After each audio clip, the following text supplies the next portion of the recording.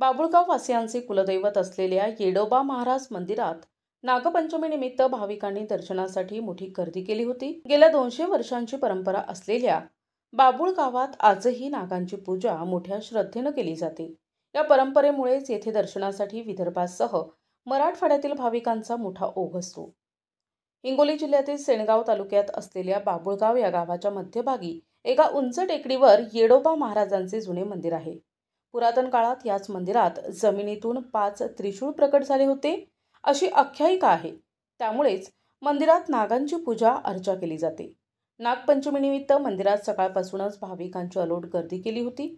भाविक सांगतात की येडोबा महाराजांचा महिमा मोठा असून गावातील कोणत्याही भक्ताला साप चावत नाही। जरी चावला तरी त्याला येडोबा महाराज मंदिरात आणल्यास सापाचे विष उतरून जाते अशी त्यांची दृढ श्रद्धा आहे। यामुळे गावात सापाला मारले जात नाही। या येडोबा महाराज मंदिर संस्थानला तीर्थक्षेत्राचा दर्जा प्राप्त करून घेण्यासाठी गावकऱ्यांच्या वतीने प्रयत्न केले जात आहेत। तर पर्यटन स्थळाचा दर्जा प्राप्त व्हावा यासाठी माजी जिल्हा परिषद उपाध्यक्ष अनिल पतंगे यांनी माझे प्रयत्न चालू असल्याचे सांगितले। बाबुळगावात नागपंचमीनिमित्त गावात यात्रा देखील भरते। यामुळे भाविक महिला दर्शन घेतल्यानंतर विविध वस्तूंची खरेदी करतात। येणारी प्रचंड गर्दी पाहता ग्रामपंचायत कार्यालयाने भक्तांसाठी ठिकठिकाणी मूलभूत सुविधा उपलब्ध करून दिल्या होत्या। बाबुळगाव नगरीमध्ये खरं पाहिलं तर येडोबा देवस्थान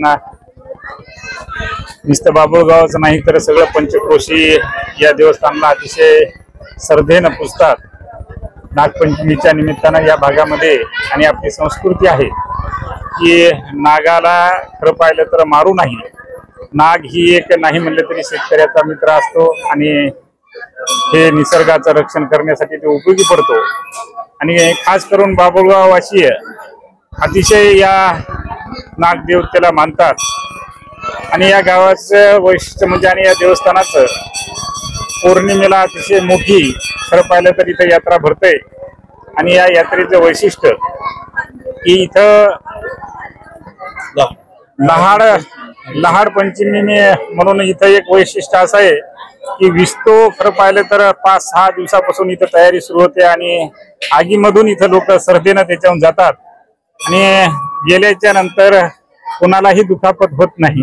खरं पाहिलं तर हे अतिशय इथल्या देवस्थानाचं हे वैशिष्ट्य आहे।